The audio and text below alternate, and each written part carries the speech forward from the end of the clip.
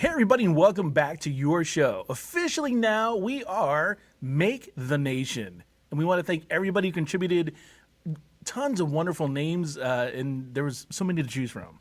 Lots of great ideas. And it was so fantastic. You know, we knew that when we saw that idea, we were both going to go like, That's it. Yeah. And Willa, she's actually local here to Orlando, friends of ours, saw the podcast and suggested, Make the Nation, a play on Face the Nation. I immediately could see, art in my head for how to, take that existing logo and have some fun with it. And I thought it was just such a great suggestion, and we're rolling with it. Yeah, it's one of the things I love about the maker community is that there's always that idea that no matter what you're doing or whatever you're into, somebody has that one idea that is obvious to them and perfect for you. And so that's exactly what happened here. Well, if you share what you're doing, somebody can help you take that idea to the next level. And it was actually kind of scary how fast. We sat around racking our brain for names, and then we put it out on Facebook and a couple other channels. It was like, bam, there it was. So speaking of elevating to the next level, we have a fantastic guest on tonight. Yes, we do. Joining us tonight is none other than, well, I'll let you introduce our guest tonight, sir. That's exciting. Yeah, I get the honor. You do get the honor of introducing. Welcome, Dorothy Jones-Davis. Dorothy is the Executive Director of Nation of Makers. This is a Nation of Makers podcast, and we wanted to get warmed up a little bit. We wanted to do a couple episodes and figure out what we were doing, and then we said, hey, Dorothy, it's time. Welcome, Dorothy. Hi. Thanks for joining us tonight. How are you guys doing? We're doing well. Doing really good. Good. How about you? Good. Having fun.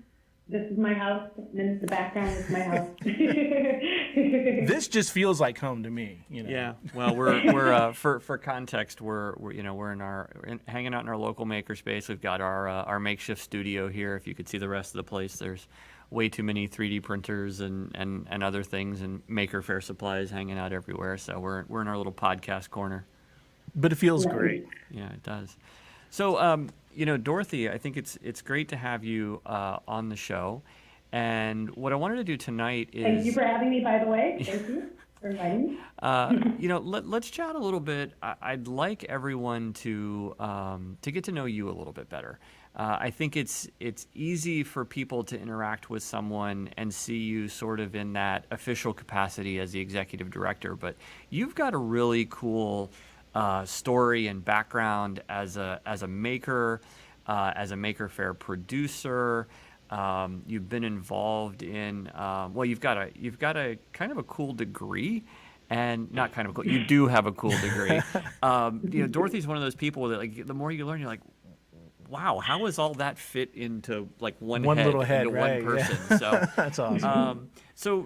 How'd you get into the maker movement and maker culture, Dorothy? So I've said this a number of times to people. I started out as a maker, I guess, when I was a kid, before I really thought about what being a maker was.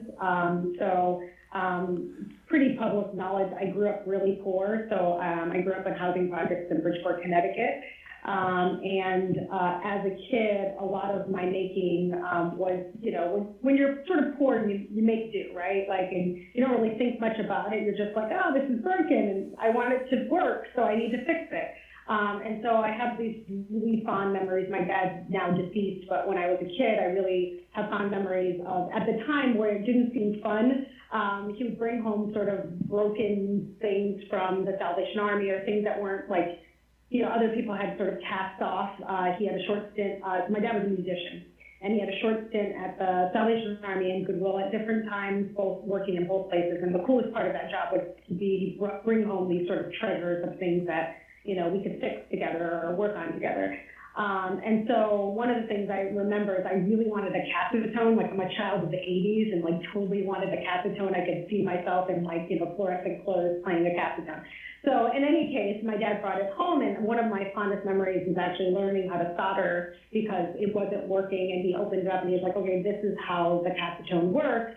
There are these, electrical connections, and oh, look, this wire is not not connected anymore. Let's connect it. And I just remember my mom sort of coming into the kitchen and screaming because she was like, "You're letting her use this like 1,000-degree iron." Like my mom was like, "Oh, what are you doing?" And just remembering like these really great memories of actually making and doing.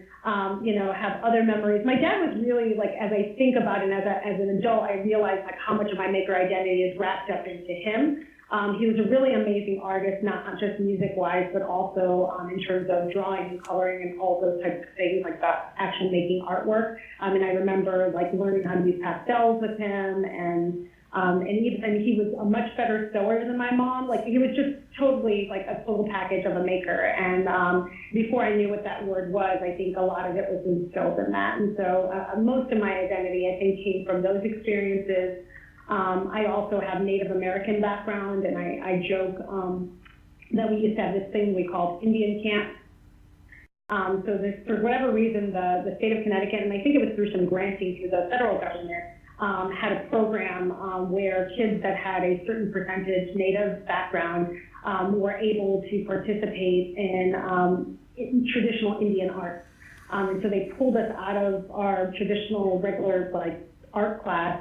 I think it was once a week or once a month. I don't remember the frequency, but I remember learning how to, weave on a loom and learning how to do, this amazing beadwork that, years later I found myself like in one of the Smithsonian, the Smithsonian Museum for the Native American, and looking at like how much they charge in the gift shop for that beadwork, and I was like, holy crap, I could be charging a lot of money for that, But anyway, as a kid, I sort of took it for granted, but I really had this opportunity to learn how to do native making and really, provide that sort of connection with my culture. I learned how to sew dresses for powwow, participated in powwow, was able to go to the American Indian Arts Museum that's in Connecticut as part of a native camp, and just, had all these experiences that, again, nobody ever said you're a maker.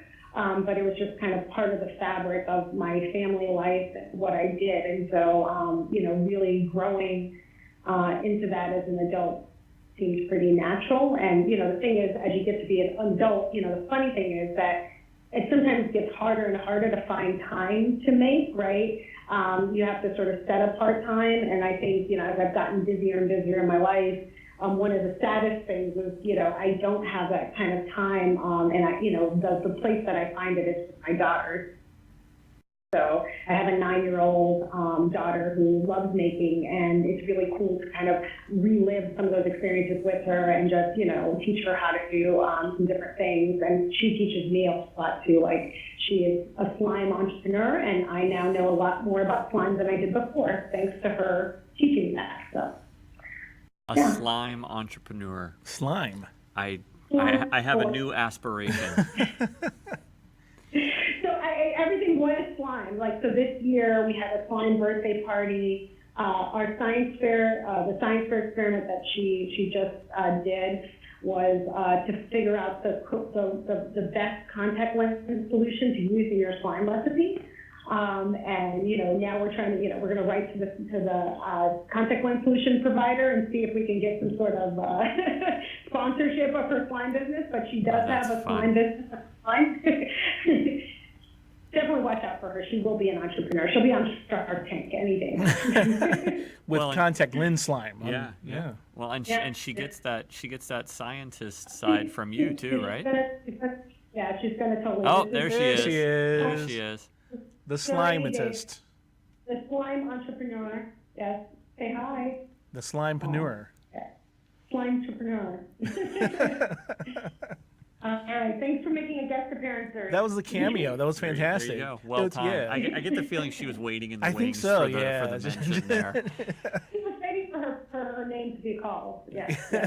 She takes every opportunity. On her actual science fair poster was the URL for her website, which the judges told me that if there was an award for best marketing, she would have won it, because she definitely marketed all the judges into, if you really like the quality of this wine, I'm going to invite you to purchase it online.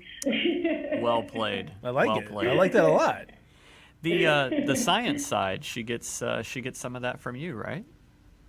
Yeah, yeah. So I am a scientist, a very proud scientist, indeed, and definitely, we're not pushing her. Both her dad and myself are scientists. We met in a lab, very dorkily over experiments.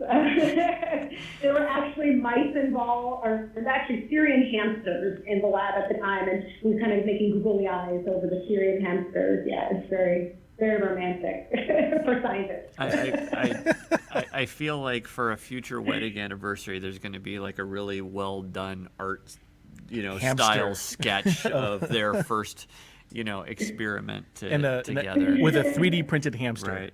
Right. A 3D printed hamster, yes. No real hamsters were harmed in the filming of this excerpt. So you,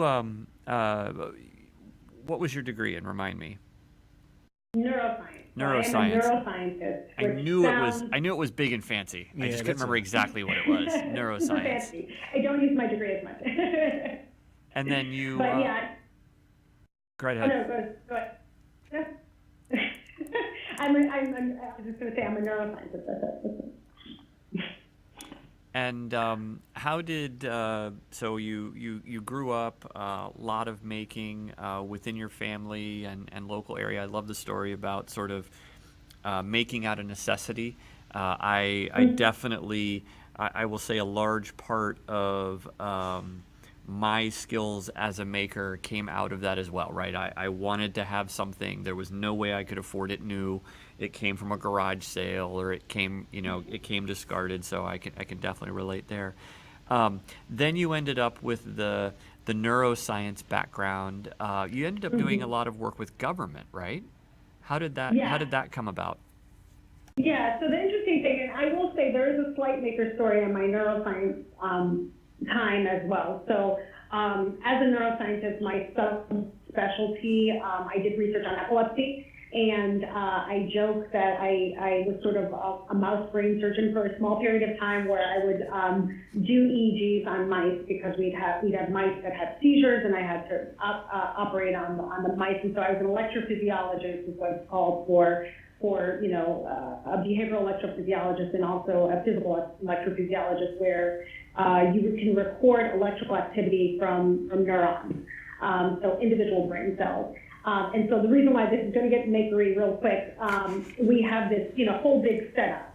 So like if you go into one of these things, it's like a huge gigantic Faraday cage, and there's a microscope inside, and you have this Faraday cage because you obviously have to isolate the recording, and each brain cell, although it's doing really, really powerful stuff, when you record from it, when you try to record electrical activity, it's really, really tiny, and you have to amplify it. You're connected to an amplifier, you're connected to a whole setup. And so there was just a whole lot of, again, at the time, sort of hacking this huge device. So, my thesis advisor was notorious for coming in and disconnecting everything, because he wanted to make sure everybody knew how everything was connected. And so I had to learn, all of this, equipment, how it worked, how it amplified, what was connected to what. And you'd always get these situations where, for God knows what reason, you couldn't get this signal isolated. So there would be exterior noise. And so there was a whole lot of weird sort of hacking of the equipment to make sure. So you'd have we were balancing one thing on top of another, and after some point you're like, I don't even know why this works, but I'm going to jump up and down 3 times, spin around, and then try to record to this thing. And so I had a lot of fun doing that for many, many years. Did a postdoc and did some little different things. And what I found that was happening was I spent a lot of time, probably equivalent amounts of time as I did in the lab and in doing teaching, with serving on sort of committees. And part of what I was really fascinated with was how things worked in academia, and how people were connected to one another, and how I could influence those things. So in my mind, I was like, there's all this stuff going on, and people making decisions about things, and I want to know how those decisions are being made, and I want to know how I can help influence those. And a lot of this came out of, not that I have some sort of power trip and I want to be at the head of everything, but more around, I very much care about when things are unequal. and very much don't like to see inequity in our society. And I want people to be treated fairly, and I want access for people to have access to different opportunities. And so as I went along and got higher and higher and higher, I remembered, kind of where I came from and where I got to, and I wanted to know how I could make that happen for more people. And so someone pulled me aside and they said, hey, I think what you're interested in doing is science policy. And I think that would be a great career track for you. And I was like, I don't know. I spent a lot of time in the lab, and that's kind of what I know, and that's what I'm good at, and that's what I'm going to stick with. And I was very, very kind of resistant. And then, my husband actually, and, a number of other people kept saying, no, I think you should try this. You really should think about this. You should apply to this thing called the AAAS, which is the American Association for the Advancement of Sciences, has this really great, policy fellowship for folks that came from the bench. They train them in policy, they stick them in a federal government office, and then they help them learn how the federal government works with the hope that, one, they would be able to influence policy and bring their scientific expertise to policy, but that also the policy will be changed by them being present. So in other words, their knowledge will then also sort of influence, how policy is done in these DC offices. And so I applied, I got it. I was super focused on getting into a neuroscience position. So I had applied to, and when you apply, you get in, they tell you may not be placed in your background, right? You might not be in your subspecialty because all of us have these really tiny little projects we're working on. And so they're like, you might get placed somewhere else. And so I was like, yeah. I still applied to all neuroscience positions, and I got interviews and stuff, and then I didn't get placed.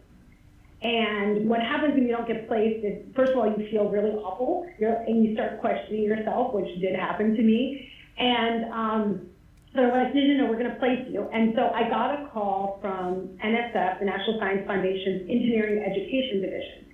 And they were like, hey, how are you doing? And I'm like, hey, I'm not an engineer. And they were like, yeah, no, it's okay, you're not an engineer. You have some biophysics background, and from the type of research you did, and we really care about your concern around equity. And really, we're really interested in how we can get more women and people of color in engineering. And we know that that's something that you care about too. And you might, you might care more about the science part than the engineering, but we know that you're really interested in this, and you've demonstrated that you have some expertise here. We would love to still bring you in. And I was like, okay, we'll see about it. And then I had another interview where, basically they pitched me on a bunch of different ideas. And one of the ideas that they pitched was, we heard about this thing called the maker movement, and we're thinking that, this disruptive technology and engineering, so disruptive, making movement so disruptive. We disrupt everything. We just toss it over, man, So anyway,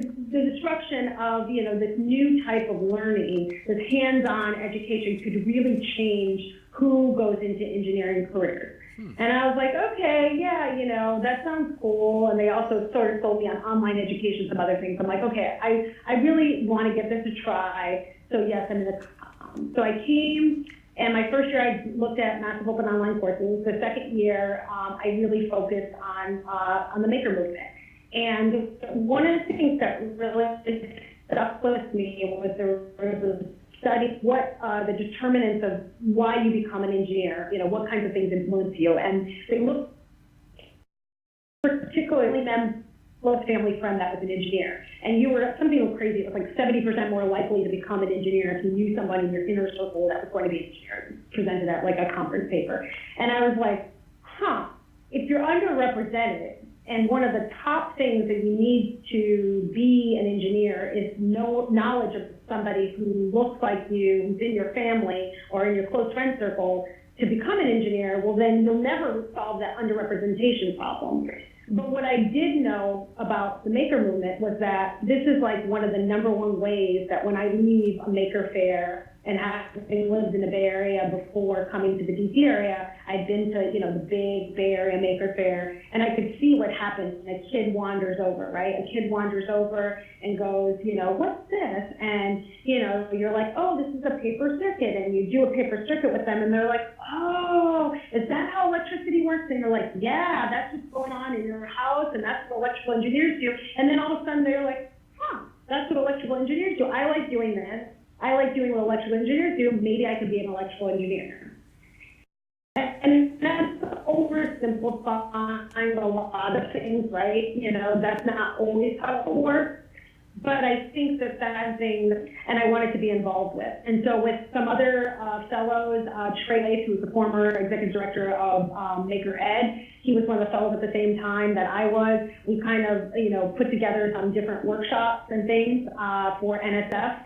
And then we basically ended up having this all-day symposium. And Kip Bradford, who's now one of our esteemed board members, was there. And he said, you know, I think we should do some sort of DC fair, like Maker Faire should come to DC. And I was like, yeah, you know, it's kind of weird that it hasn't. And so we all kind of conceived of this DC mini Maker Faire. And then, you know, from there, it just kind of spread and you know, got, you know, it was also the right time. I was in the right place at the right time. And so, you know, it was right around when the White House got really excited about making, and President Obama was up there like, yeah, I don't really know what this maker movement is, but I'm behind it. And like, you know, Steph Santoso, who's also, you know, our chairwoman of our board, was the first senior advisor on making, and it was just a great time to be in DC. And so really had the opportunity to participate in some really, really amazing things and move from there. And it's yeah. That is amazing. I like how she started us like way over here and just like in one stream took us all the way over. Like all your questions. I'm pretty sure we just went from mice in a Faraday cage to the White House. So what we did now. What I want to know is, was there a time when you put any of the policymakers in the Faraday cage? I do want to say, Dorothy, we're having a little bit of a video issue. You're kind of frozen on our end right now. Oh no, am I frozen in a good way? You are. Yeah. If it was an awkward way, I would have stopped you a little earlier. But I actually thought about that. I was like, and I was like, but it's not bad. But we're going to work on that a little bit here. We're going to switch back to us just a little bit. We may disconnect from you a little bit and then just reconnect in Skype. So I may call you right back via Skype, giving people just a little bit of an idea of what we're doing here behind the scenes. So I'm going to call you right back on Skype, and we'll bring Dorothy right back to the show here in just a sec, and we will bring her back in. There we go. And so it was a fantastic story. I did like how, like you said, she went straight from lab mice all the way to President Obama becoming a maker. And that was totally awesome. I told you she had a great story. You did. I didn't know it was going to. You didn't know it was going to be that great. Quite that stream. So, she's back. She's back, oh, she's and back. She's moving. Well done. I can talk and move at the same time. That was good. Hey, don't overdo it. Don't overdo it. That's probably it was just too much for the system earlier.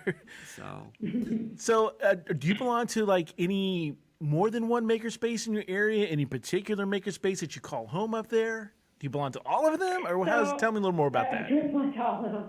All the makerspaces. So I do try to participate and be involved in the. I will make a confession. We are members, like official members of only one makerspace. It's actually my daughter's makerspace, which is Kid Museum in Maryland, in Bethesda, Maryland. And that kind of came out of, just I wanted her to find a makerspace home because, I get the opportunity to go to so many different makerspaces. I also then was like, well, it's kind of weird. I don't want to be part of just one. And then I don't really financially. You can't be a member of all of them. I can't be a member of all of them because my husband might be like, why do thousands of dollars go out every month to like 10 makerspaces? We have a lot of makerspaces in our area, and actually in the DC area, I will say I'm super excited because there's a lot more coming. We have some really interesting things happening with different types of spaces, some that are more commercial. The Made in DC initiative is growing a lot. We've been in contact with them. And, one of the things I've been trying to do to the extent that I can, even though I'm not like an official member of any of the, sort of adult makerspaces in the area, is to support them in the work that they're doing. And one of the projects we're actually trying to work on is connecting them together more. to work with something that's formally with the mayor's office in DC. So there are a number of initiatives being run out of the mayor's office, but we're trying to do something, even taking things to the next level. And really some of it, and this is actually, I will say, been initiated by HAC DC, is really this idea of how can we connect with our communities more meaningfully. So when you look at the demographics of many makerspaces, and HAC DC sort of took this upon themselves, because even though they're open and they're like actually located very interestingly in the top of a church that gets rented out, it's such a cool space. They, And they have a and the dungeon. doors are wide open. Yes, it's sort of a little of a dungeon, but yeah. They call it the dungeon. I thought It's you a were. big, no, Oh. it's, But it's a dungeon at the top of a church, so it's no, kind no, of a they have weird another, thing. they have another space that's No, they down. have one in the basement. Yeah, but yeah. The basement is partially on top. The on top And they is call kind the of basement the but anyway, dungeon. That's so awesome. anyway, the point is, they realized, and they actually, I was very honored to be invited to participate in some of these conversations with the mayor's office. They're trying to work with an initiative called Stronger Safer DC, which is a non-policing initiative within DC to reduce crime. To really think about, how we can leverage the maker movement to actually have more impact in our communities, especially in the inner city, especially in places with high crime, as a way to give meaningful activities to youth to keep them out of trouble. And then, in the Baltimore area, which, I'm also kind of trying to, help support our Baltimore Makerspaces. They're also doing a lot of really amazing work with partnerships between the city. So once you get youth into a program and they're trained up and they're on fire about making, how do you turn it into a meaningful job? Because many kids, don't have the luxury. And I was similar to this. I had to have a job. My dad signed a work release when I was 15, and and many of my friends were in that same boat. It was a luxury to not be able to not have to work. And so how awesome would it be if we give them maker jobs, or if they're able to use their maker skills on the Makerspace to actually make money for their families and provide. And, as I look at different models around the country of makerspaces that are in sort of urban areas with sort of underserved, low socioeconomic status population, that is, we like to kind of sometimes overlook the elephants in the room, but that is a realistic issue, which is that, in some ways, there's a privilege to being able to not only pay for a makerspace, but even if it was given to you free to have a membership to a makerspace, having the ability to not work, right? To do what you want for fun and not bring in meaningful income for your families. And as much as we don't like to think about 15-year-olds contributing meaningfully to their family's income, in many communities that is a definite reality. So I think, as we're, one of the things I'm really excited that we're doing, and hopefully I'm jumping all around, and I know you have questions for me, but one thing I'm really excited about Nation of Makers and our work, and a lot of it I will say is personally informed by my own experiences and experiences of people that I know, is this: how do we do better? How do we do better to spread best practices for better inclusion within the maker movement? And when we're thinking about that, it's not always urban environments. It's just as much rural. It's just as much low socioeconomic as it is. It's not just urban issues that we're facing. So I think really thinking about what strategies can we use, and once we have those strategies that seem to be working, how can we spread those around so that other people are like, oh wow, this is what you did to solve that problem. Yeah. So I mean, that's really a lot of the work that we're doing, and I am super excited to see that move forward. So I don't think I answered your question except to say, yeah, we're only members of one Makerspace, but we support them all. We support them all. I love you all. You can always count on Dorothy to answer your question, and 3 more questions that you didn't know you had yet. But no, that's good. That's great information. She's got a ton of I information. like to talk. I mean, it's probably a bad idea to get me on a we don't have to tell anyone that you're passionate about what you do, right? I think that's one of the things that we love about you, is that shines through. So, so I'm a board member for Nation of Makers. I was part of the group of people who helped formalize the program and take it out of the Obama administration and to create it as a nonprofit. And I had the honor serving on a group of people who chose the executive directory, and so Dorothy was the person that we chose for that. And I think what a lot of people may not appreciate is that so many makerspaces, maker organizations, etc., are really grassroots, and I love that because you do get a lot of people with a lot of passion, a lot of enthusiasm, but it also means they come at it from a lot of different perspectives, and are not necessarily connected well with government, right? Connected with policymakers, connected with academia. And what I love about Dorothy's stories, and I think you can, and her background, is you can start to hear why she's got that great set of skills and past experience to be someone who's in working with those legislators and others on policy. I give you a really simple example. Dorothy and I were having a great chat one day, and she shared with me that we had this huge win, and it sounds so absolutely simple when you think about it. And Dorothy, if I get the story wrong, correct me. But Dorothy was working with legislators to get a definition for the U.S. government of a makerspace. Because the challenge is, if you want to have government funding or a grant or something else, and you want to include makerspaces in the list of organizations who can apply, the problem was there actually wasn't an accepted definition of a makerspace. And it seems like such a simple thing, but it was a roadblock that Dorothy and others, I think probably, was that the Congressional Maker Caucus that worked on that? And there were a lot of people invited. So I will say, like Dale Doherty, like they actually did a good job of getting, leaders within the maker movement, and I was honored to be a part of that conversation to define this. But yeah. Yeah, I think that's one of the things that, when we sit, if it's grassroots, I guess when we sit down with the grass, we're down in the weeds. We're trying to solve things locally, and we don't even realize that there's all of these opportunities that are potentially out there for the maker movement if we can get properly plugged in and hack the system in the right way to flow some of that funding and to influence policy. I, for example, am much more comfortable in my makerspace than I am in City Hall.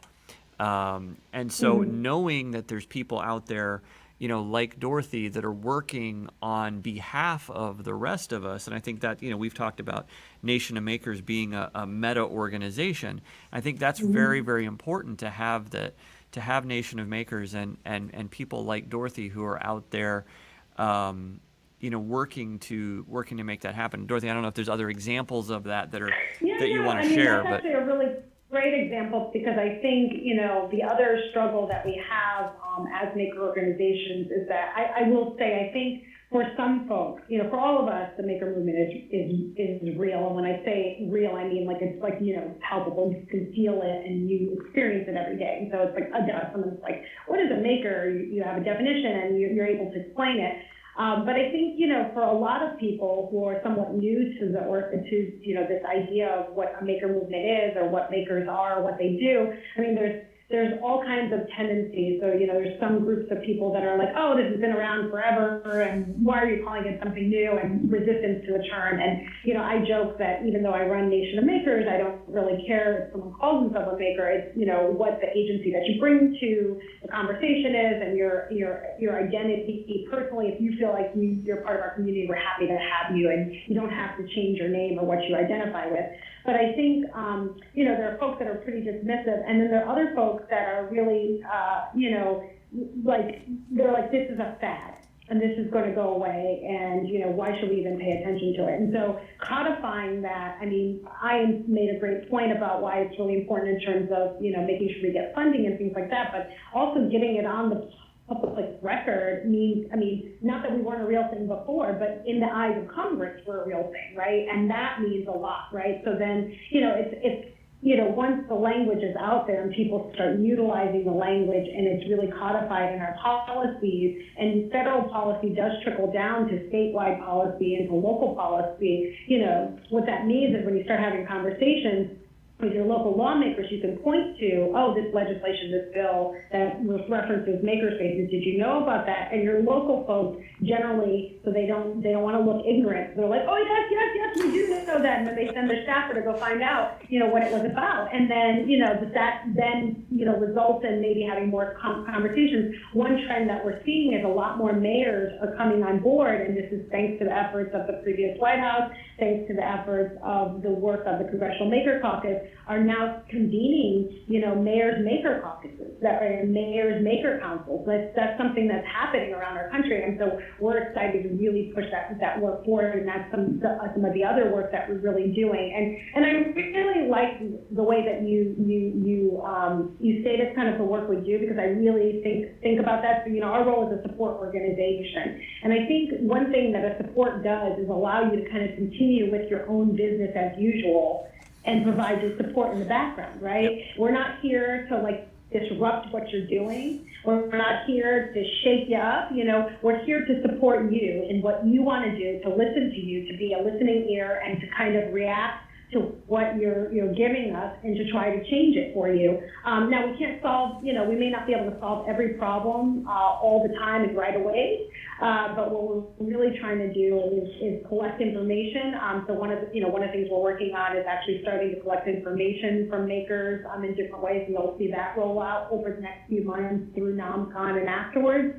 And then the idea is that after we're done sort of listening and gathering in that data, that will inform our own practices and our own policies internally, so that we're able to create an organization that really does support this nation of makers, right? And then through that, you're able then to continue your work to support the individual maker population. And one of the things that you guys talked about, the meta-organization principle. Part of the reason why we didn't take on taking care of individual makers is because everyone's doing such a great job. There's no need for that. There's absolutely no need for a nation of makers to help individual makers. But what we can do, right, because everybody knows, especially people that are parents, and I'm going to raise my hand here, is that sometimes mama needs some love too, right? So maybe I'm just saying that because I'm tired and it's close to Mother's Day. But the point is that, similarly, you guys are the mamas and the papas in the maker movement, and, it's hard work. And I hear lots of stories from makerspaces that are, and maker organizations and maker event organizers who are so tired and doing this out of true passion and love and determination and dedication, and with no money and little money, and on shoestrings, and buildings that are promised but not really, and taken away from them, and all kinds of crazy things happening. And really what we're here for is let us worry about Congress, okay? Let us worry about the other things, that might trickle down and help you. Let us think about some of the issues. One of the things we took on is insurance, right? That's a headache for everybody. And if that's a headache that we can help take away, we'd love to do that. And it's such a fun topic, because everybody wants to get involved on insurance. I mean, we're in the makerspace, and people are constantly asking me. No, actually, they're never asking me about insurance. But. So almost did a Geico commercial. Yeah. Oh wow. Why didn't I think of that? You should have just rolled with it. Should have just rolled with it. So. Hamster can go across. Well, that's our insurance company. It'll be a little hamster. So Dorothy, you briefly mentioned NOMCON. And and you were talking about the role of Nation of Makers, and I think one of the important roles of Nation of Makers is also to act as the organization that convenes maker organizer types, right? And so we have NOMCON coming up. It's in June. And look at this, he's got a title, June 9th and 10th, Santa Fe, New Mexico. Yeah, I was ready for this. That's pretty slick. I got to learn some of these tricks. So so NOMCON's coming up, and we've seen a draft of the event agenda. You can see it at nomcon.org. We know that speakers are everything's kind of coming into place. I know I think there's a community call coming up soon. Is there anything sort of exciting or anything you want to preview or any thoughts you have about NOMCON? Do you So want to share? I'm super excited. I mean, things are coming together. It's always chaotic. Like it's a month before, and so like every day is a little bit of a like, oh my gosh, you know. We have some really exciting sponsors that are assigned on. We'll be revealing those on the call. We have just really exciting programming. I think the thing that actually is coming together really nicely is one of the goals that I set. So Andrew Coy, who was the previous senior advisor for making at the White House, and also, you know, one of the conceivers and developers of sort of this organization's progress, he has been helping us with creating NOMCON and bringing it together and doing all of the vaccine Behind the scenes? Behind the Yeah. scenes, that's what I'm trying to say. It's kind of late here, just so everyone knows. Behind the scenes work of programming for NOMCON, yes, it's 9:54 at night, which is kind of early, I guess, for me because I don't sleep that early. But in any case, yeah, he's been doing all kinds of really cool stuff behind the scenes, and now I've forgotten what I was going to say. What was the question again? It was about NOMCON. Am I excited about NOMCON? Oh, yes, yes. So anyway, so yes, he's been doing stuff. We're getting stuff together. It's good There's stuff. gonna be really Got a bunch cool of talks speakers. scheduled. You're going to be releasing that next week on the So call. I got it. All right, I was we're gonna back. say- no, it's back. Don't let me lose it. What I challenged him with, which is kind of challenging, like, you know, we had one of our first calls when I was considering him as a consultant for the project. And I was like, yeah, you know, I really want to bring together everybody. And he was like, everybody, okay. And then I'm like, no, really everybody. And they're like, hey, really everybody. And I'm like, no, I really want to get a diversity of, you know, everything. And for those of you that see me present, I have this circle of life diagram that's sort of a bunch of little circles of what I believe to be, if you were to map out the maker ecosystem, what that would look like. And so, you know, there's like a circle for education and, you know, arts and, you know, manufacturing, all these different sort of sectors that make up the maker movement. And so I pulled this out and I'm like, you know, no, I want people that are leaders in all these different sectors, and I want them to come together. And by the way, I don't want them to talk about how great they are. I want them instead to identify all the problems they're having within the maker movement and all the challenges. And then I want them to develop content that, you know, that talks about how we're going to move past it together. And oh, by the way, bring funders in, because if we don't have funders, then these projects aren't going to go anywhere. And the idea that I had was that, you know, as a neutral convener of people, like, it's great to bring together people, and there's something cathartic and therapeutic about, you know, bitching and moaning about the things that are, you know, troubling us. But I think it's even better when we can come up with solutions together. And that's really the power of who we are, right? So you bring together a bunch of people that are leaders of this movement that makes and iterates and makes the world a better place. And you say, hey, here's our problem set. Now can you hack that and make that better and work together on those solutions? And, you know, I know that our community is going to say, hell yeah. And then we're going to have these really amazing projects coming out of this. At least that's what I'm hoping for. And so I really think this represents a really unique opportunity for stakeholders who sometimes haven't even been in the same room before, because, you know, even when the White House was doing these convenings in the past, there was a separate convening for Makerspace organizers, and another one for mayors, and another one for libraries, another one for museums. I mean, everyone convened sort of separately. And, you know, occasionally we would meet up at like a Maker Faire, you know, White House Maker Faire, South by Southlawn, or something else, you know, that brought people together. But very rarely did we have the opportunity to really sit down together and say, okay, here's our common ground. Here are some of the real big problems that we're facing as a community, and here's how we can. And I think we've lost Dorothy. no. No, she's back. around solutions. Yeah, a little bit of a I'm Skype back. burp there. Just a small Skype burp. Yeah, sorry. So I don't know if you heard the last little bit, but the point is bringing people together to come up with big solutions to some of our biggest problems as a community. And so, you know, coming out of this, what we hope is that we'll be able to identify anywhere from, you know, 3 to 5 big projects that the community wants to work on. And, we're stepping up and raising our hand as Nation of Makers and saying, we'll, hopefully if we have, financial backing and the right people at the table, let's all sit together and we'll help manage those projects moving forward so that we can come up with solutions. And so one of the things I'm really excited about NOMCON is actually our last session is a project planning session. And it's kind of, that piece is very unconferenced in that we don't have anything slated. I have some ideas of some projects that kind of have already sort of somewhat started, but really excited to look at, what people come up with. And I'll give you a little, not cliffhanger, but a little bit of a taste of one of the projects that's been proposed already, and we have a lot of interest, is around this metrics of impact. So many of us, as part of our sustainability plans, apply for grants. And not just grants, but you may, be going in front of your city council and trying to justify the locations of your space, the existence of your space, the fact that the city should give you this abandoned building instead of just letting it go to crap and, being demolished. And so we realize as a community, we have the power when we come together to really give really good ammunition for why we all should exist.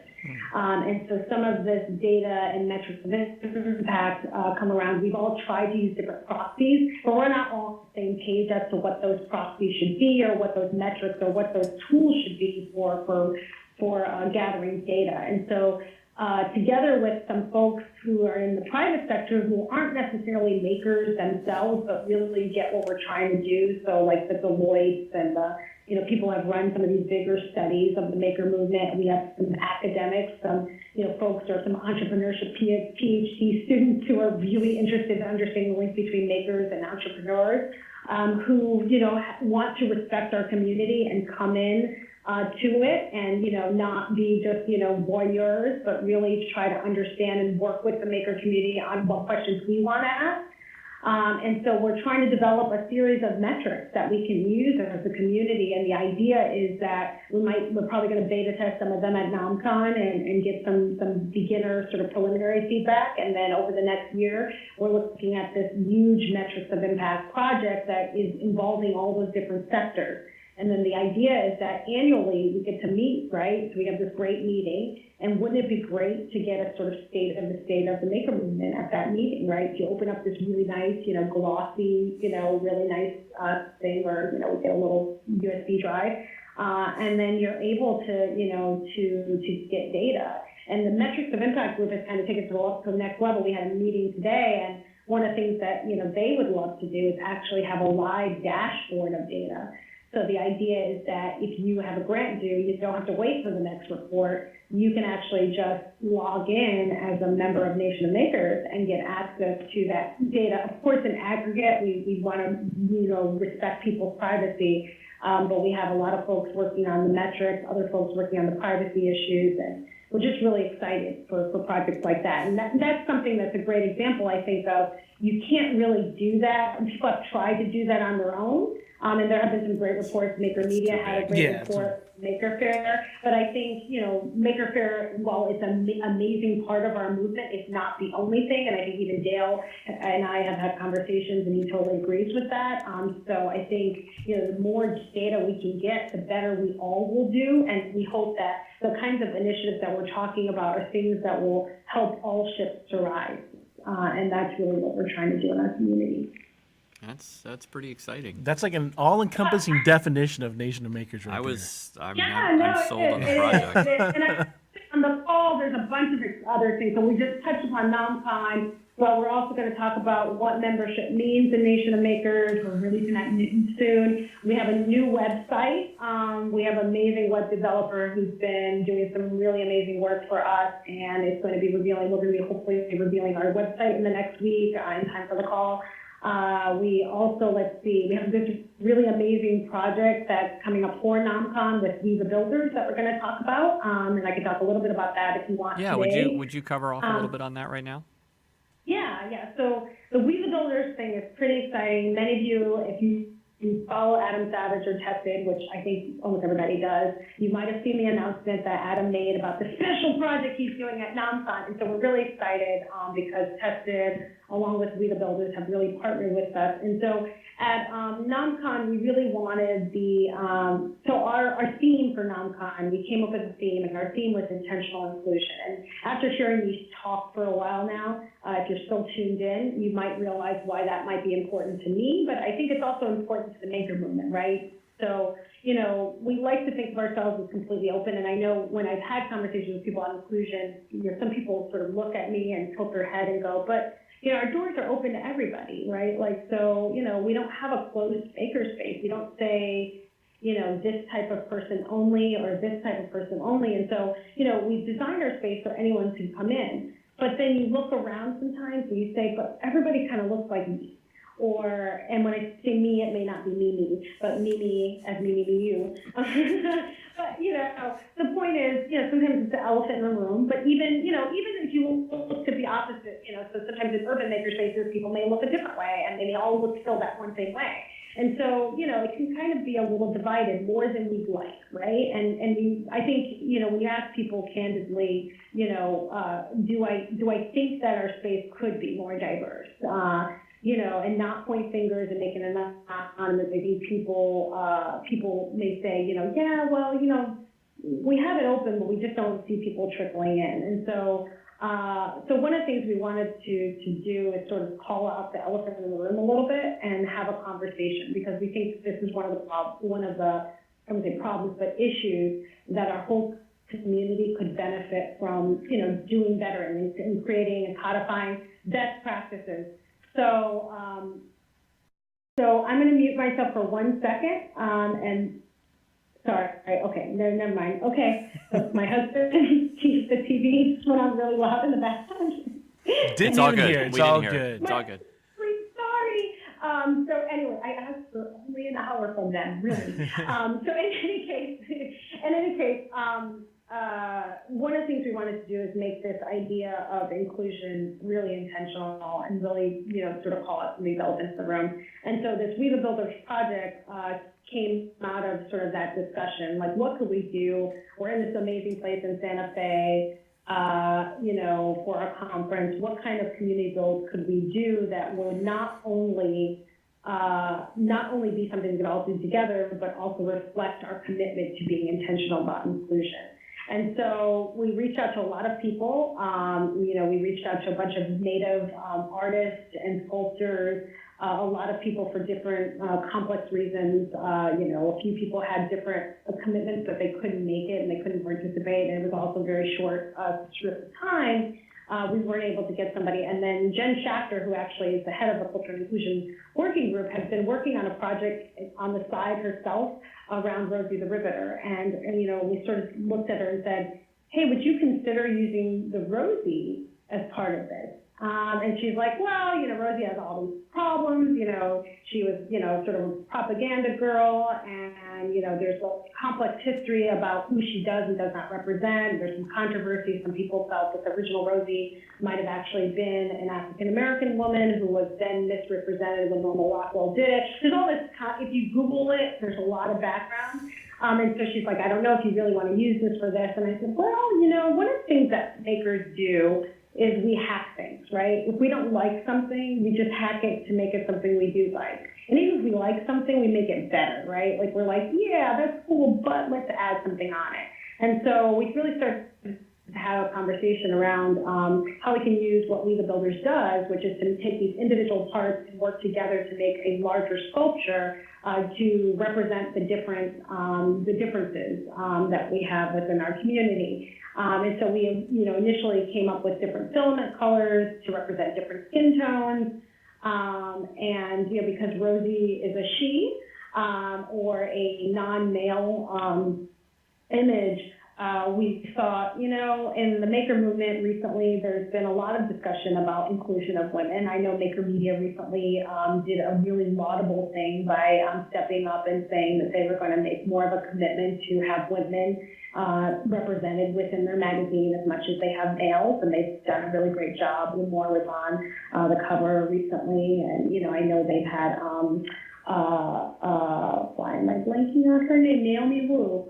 They had Naomi Wu, and they've just been doing a really great job in trying to improve the fact that they're a public source of maker consumables, I guess you could say, in terms of images. And so what better time would it be than to uplift the makers that are women and non-binary, so non-male makers. And I will say, the interesting thing that happened that was a little unexpected is that some males in our community did say, wait, we're not invited to participate. And one thing I want to say is that, everyone's invited to participate.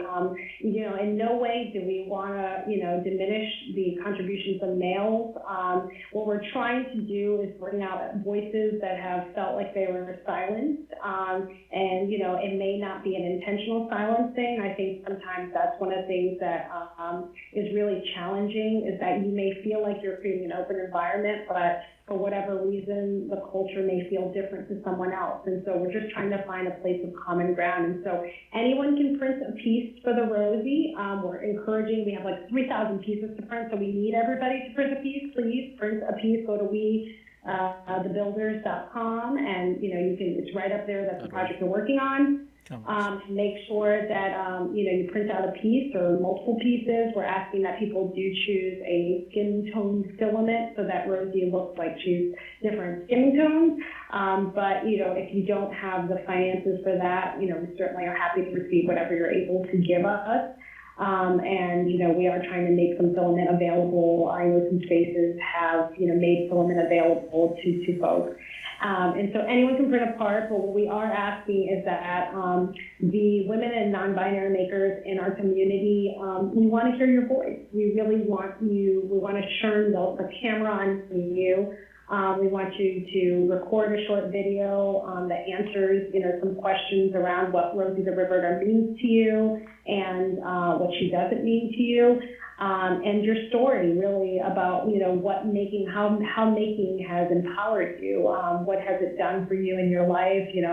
I know a bunch of, for example, amazing women welders who are just like, this is my outlet. This is the thing that I do. I never would have saw myself as a woman welder, which, sidebar, anyone who's watched Flashdance, I was talking to a friend and she was like, Flashdance, who doesn't think women are welders? You remember the Flashdance? No one remembers the scene, but she was a welder. She was also a dancer, but she was a welder. And I was like, oh yeah, that's right. So in any case, share with us your story. We do want to hear it. We want to showcase the stories of the diversity of our community. So we're looking for all kinds of stories. And, for the males, again, we're not trying to diss you. We want you to print parts. We want you to encourage and support the women and the non-binary makers in your makerspaces and organizations. We've also invited people to have printing parties. We're doing one here. And that's awesome. And I know a number of makerspaces are doing that. So they've purchased filament. They're encouraging everybody to come and print a part, but of course they're also going to have some film. Some of them have, like you guys have at Maker Effects, some filming equipment or some ways, even if you just use your cell phone camera. But just people being willing to film, a woman or non-binary maker within their community and hear their story. Really, this is just about, shining the light on some folks that, honestly, we haven't done as great a job as we could have in the maker community of hearing their stories. And so, what happens is that, once a year during, Women's History Month, we may mention somebody, or if there's a big uproar, we may be like, oh yeah, we do know women, or, we'll have, some sort of Twitter event, and, people will tag their favorite women makers, but we don't do as much as we could, to celebrate makers that are different than us sometimes.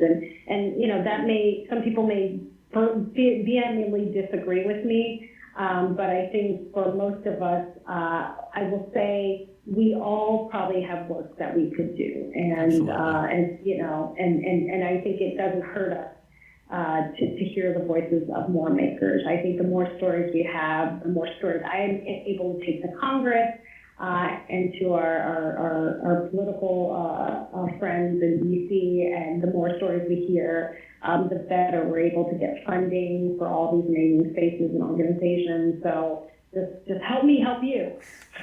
Share your story. Well, I think you just did a great summary there. I think you really brought home the reason that the theme is intentional inclusion for NOMCON this year, as well as why it is important to have Nation of Makers in the role that it's in, so that we all can do a better job on those topics. That when we get together and we do identify, the challenges or the things that we would all like to improve upon, having that organization in the middle that can help us all work and be better together. I think that's you made a huge case there. I was already a believer, but I'm actually even more fired up and super excited to see you in Santa Fe very soon. Yeah. We're super excited here to be participating in the project, the We the Builders, We the Rosie project.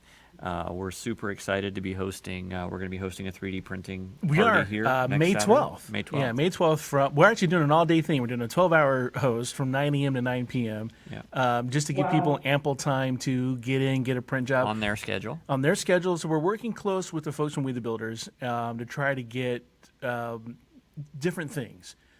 So they're being very accommodating for us, and hopefully we'll be able to get to a point where we can schedule some folks in so that people aren't just hanging around waiting to print. We want them to be active in what they're doing, and we want to be able to get their stories and not like, well, I'm waiting for my print time. We don't want that. We want an active story about the person and try to capture some of their passion and get their story. I think it's been great, even just in the first few days of the project being out there, seeing the number of makerspaces, and I've seen science centers and museums and schools and others that have already pledged their support, and they're actively working on it. We have a local 3D printing manufacturer in town, Delta Maker. We reached out to them. They offered a discount on filament. We bought a few rolls here and actually got that discount published with the project itself. So I think it's really neat to see the community who didn't even really know about the project 3-4 days ago, all start to mobilize. I guess that's the word I was going for. Really to say, yes, we're in, we support, we're mobilizing. I think that's exciting to me. So. And I mean, one of the really cool things I will say too is, I talked to people, and one question we got on that came up was, well, there are other community build things we can do, and like, why should we waste our time and make this Rosie thing? Like, this is just a random sculpture. Like, why shouldn't I, donate my time to Enable, for example, or Makers Making Change, which do that makes very, too.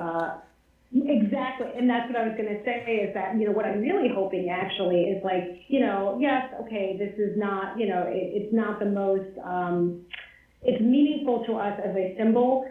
It's not the most meaningful in terms of social good for another person specifically, right, that you could do. But, a lot of people that, if you host a print event, there are a lot of people who might just come in because they've never 3D printed anything. And then once you tell them about what you're doing and, then let them know about these other things, like, hey, now that you've got the bug, have you thought about 3D printing a prosthetic part? Or have you thought about 3D printing this lip sync thing and then going to an assembly party? Like, that's amazing. And, however people get the bug about making, I mean, the one thing we all know, and that's why Maker Faire is so successful, right, is that, like, you get the bug and then you just kind of can't stop, right? And you're like, what's the next thing I get to make? And it's so cool to see people. Let's start a podcast. Right, exactly. Right. Someone came in to make a T-shirt, or not even make a T-shirt, he just stumbled in, and then he was making T-shirts 2 seconds later, and then now he's making podcasts. She knows your She story. knows my story. Yeah, I know. I did watch the first podcast there. I do watch our own podcast, right? So in any case, but my point is that it's really, really powerful. And so, I think that, we can think about it as some really trivial thing, and people can poo-poo it, and there will always be people that poo-poo everything. But I think that the reality is that, I think we have the ability to really have some meaningful conversations gather some meaningful data. Qualitative data is just as important as quantitative data, and really spread what we're trying to do with the world, and do some really cool stuff. So I'm just really excited for all that we're doing at Nation of Makers. I do have one more thing that I want to say before, because I think I can see the wrapping up face on you. It's because his phone just went to low battery. The phone I'm using for the timer, the battery's dying. Okay, really quickly, I did want to tell everybody about another thing that we're doing. So Nation of Makers every year does the Week of Making. And so the Week of Making is timed to be like right after NOMCON. So NOMCON is the 9th and 10th. The Week of Making is the 11th through 17th. And on the 12th, we, in conjunction with the Institute of Museum and Library Services, and in collaboration with the Congressional Maker Caucus, are having the Capitol Hill Maker Faire. Nice. And so this has happened 2 years prior. So it didn't happen last year because, well, last year was an interesting year in DC. But 2 years ago, we did have Capitol Hill Maker Faire, and the year before that. So this will be the third Capitol Hill Maker Faire, and we're really excited to put it on. It's an opportunity to actually bring Maker Faire to Congress, which is kind of crazy to think about in its own right. We do manage to get all of this stuff through the conveyor belts that have the security. And so I thought about that. That's amazing. No, I swear it's a soldering iron. I swear it's a soldering iron. There's like an off-site clearance process, and it's crazy. Like people and now they're used to us a little bit more, so they're not like, they sort of still look side-eyed at that soldering iron. Like, what are you using that for? Crazy maker people. Exactly. What are they doing? But I mean, as long as you don't do anything too crazy, it's a really great opportunity to actually have congressional leaders and all the staffers come down, experience firsthand. We have 4 panels that happen throughout the day that are, sort of standard Congress style, explaining what we're doing around the country. And then in the evening, we have this really cool fair that's definitely, they're calling it a mini fair, but it's probably a micro fair. In reality, we have about 50 makers that we try to get every year. I think this year we may have somewhere between 40 and 50 that come to Capitol Hill and show off what they're doing. And again, all of those kinds of sharing that we do are really, really important. You may think it's just better for you to stay in your makerspace and not contribute or not share what you're doing, but the more you share, the more that we can help you continue to sustain and do the things that you're doing. So again, our job is to support you, so this is one of the ways we do that. So super excited about that. We'll be making the official announcement this week, so just wanted to get that out there so you guys know first. Ooh, and breaking news on the show already. Exclusives we have. Exclusive in that should have been out already. Government works a little slowly, so we have to get clearances, and I was approved to say this tonight. Awesome. We are lucky. Wish I could be there. Well, Dorothy, actually, you're going to be with your family. Yeah, he's taking off. Listen, we want to thank you for the information, the story, your passion. It's just amazing. Just the energy you brought tonight is it's incredibly just amazing. I said it again. I'm at a loss for words. Amazing. Yeah, amazing. I am looking forward to actually getting to meet you in person here in just a few short number of weeks. And getting how many days? Oh, crazy. I need to like put that timer on my phone. I need to see how many days it is each. NOMCON That's countdown. Getting a little. I got some stuff I'm supposed to do too. 37. Ah, plenty of time. That's like an eternity in maker time. That's like 5 sleep cycles between now and then. That's good enough. But thank you so much again for your time tonight. It's been an honor and a pleasure to have you on the show. And like I said, looking forward to meeting you in person at NOMCON. You froze. You froze. Oh, we froze. Oh, we froze. We froze. Well, you haven't frozen. You froze for me. Well, thank you for having me. And I just want to say thanks to you both for doing this. One last quick story, I promise it'll be very quick, is that you guys approached me about, hey, I think Ian texted me, is it okay if we do a podcast for now? Sure.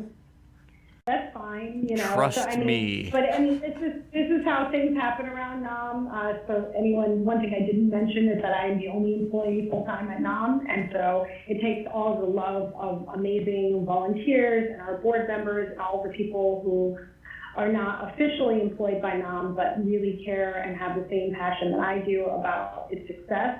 And it really takes the whole community, it takes the whole village to kind of make it happen. And Nation of Makers is really going to be what this community wants it to be. So I just will say, you know, continue coming up with great ideas, continue pouring your love into it, and I will do everything that I can to continue to support each and every one of you. So thank you. And together, we will make the nation. No, we have a tagline. I like this. This is great. I said it has to have a trumpet. And we have fanfare. Yes, I think we should just record that clip of Dorothy, Just ISO and it? we'll just play that on the out. The little hand horn, the Yes, whole that thing. is great. That is all right. Thank you, fantastic. Dorothy. Have a great night, and we'll be back with everyone Have a again great- soon. Yeah, we absolutely will. So thank you everybody so much again for joining us on another episode of Make the Nation.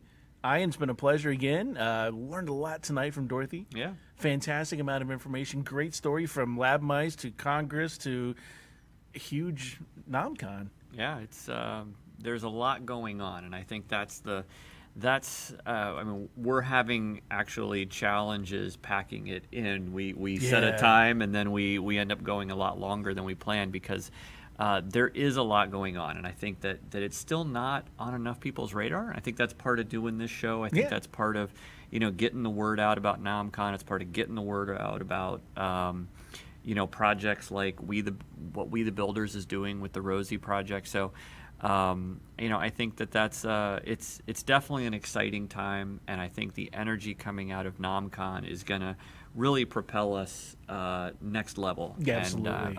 I'm super excited to see what's next. But we got to get there, and that means you guys have to do your part. Let people know about NOMCON. Let people know about the Makerspaces in your area. Let people know about the We the Builders project. You can send them to the website. You can send them to the Facebook page, and just get that information out there and share that with everybody. Again, want to Absolutely. thank you for listening, and we want to give a special thanks again to Dorothy for joining us tonight on the show, and we look forward to seeing you guys again. Have a great night. And we're